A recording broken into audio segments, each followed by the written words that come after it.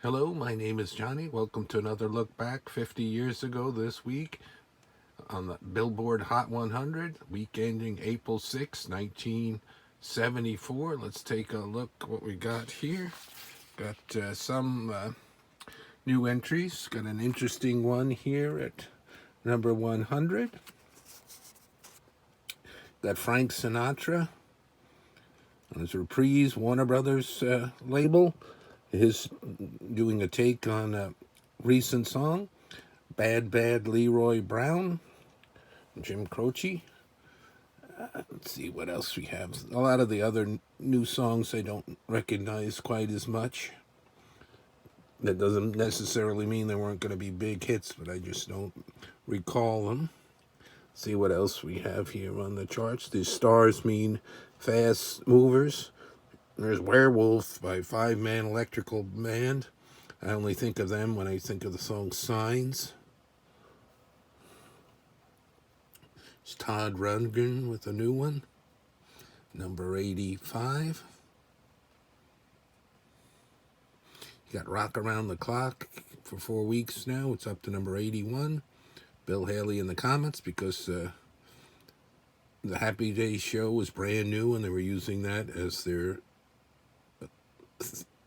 theme title song. And a new one by Aretha Franklin.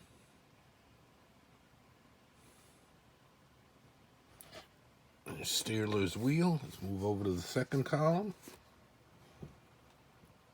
Get Seals and Croft. I don't recognize that song by its title.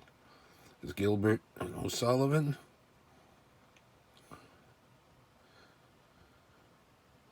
There's The Entertainer by Marvin Hamlish. I believe that's the instrumental. That's the theme for the movie The Sting, a big movie. It's number 60 for 3 weeks on the charts. There's Cat Stevens with Oh Very Young. It's the James Gang at 54. Albert Hammond, I'm a Train. Star Baby by the Guess Who getting to 49.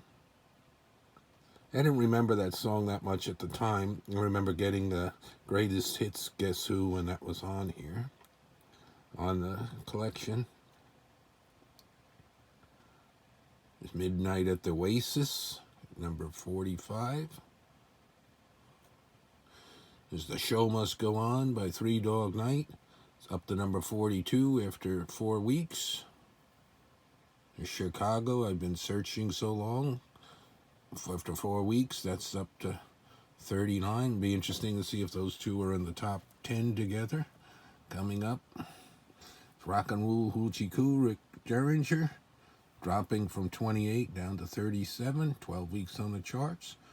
Those dots there on like Barbra Streisand and After Jim Stafford, a million sellers. Songs are coming down. Look at the weeks on the chart, 20 and 22. Move over here to the first column.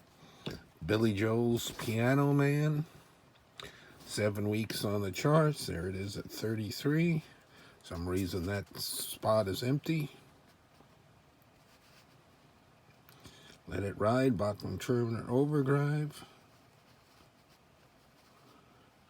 There's Charlie Rich, 23. The Locomotion, 5 weeks on the charts. It's produced by Todd Rundgren. Capitol Records, Grand Funk Railroad, number 22. Jungle Boogie, a million seller, coming down from 13 to 19. Is Rock On by David Essex, coming down from 16 to 17, so it's hanging in there. It was a slow build up to getting up high, and it's slowly coming down. Million seller, 22 weeks on the charts. There's a Boogie Down song by Eddie Kendricks. Is Oh My My, zooming up the charts for Ringo Starr, number 12, 5 weeks on the charts, right next to Jet by Paul McCartney and Wings, coming down from 7 to 11. Gladys Knight there, Carly Simon, James Taylor at number 9. Dark Lady by Cher, a million seller. Was 5, now 7. Come and Get Your Love by Redbone. Seasons in the Sun, a million seller, Terry Jacks. Last week's #1 song, Sunshine on My Shoulder, John Denver, a million seller, #3. Benny and the Jets. Elton John was 4, now 2, and the first #1 song here. Last week was #2, Hooked on a Feeling by Blue Swede, a million seller.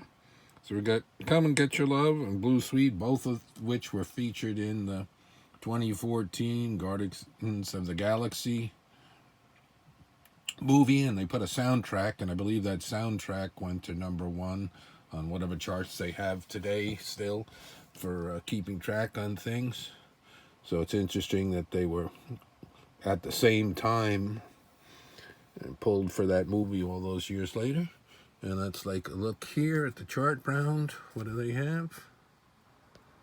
Tower of Power, the OJs, and look, there's we got Jet right there, and we got Band on the Run, Paul McCartney and Wings. I remember that throughout. This is only April here. I remember that throughout the summer of '74 being played. Band on the Run. Capitol Records, Paul McCartney and Wings. Very iconic cover, black cover with him and several people on the cover. I remember, I think, was it James Coburn and Christopher Lee were on the cover, among others. Alrighty, so that's for the week ending April 6th, 1974. A look back 50 years ago. Another one coming next week. Thanks for watching, everyone.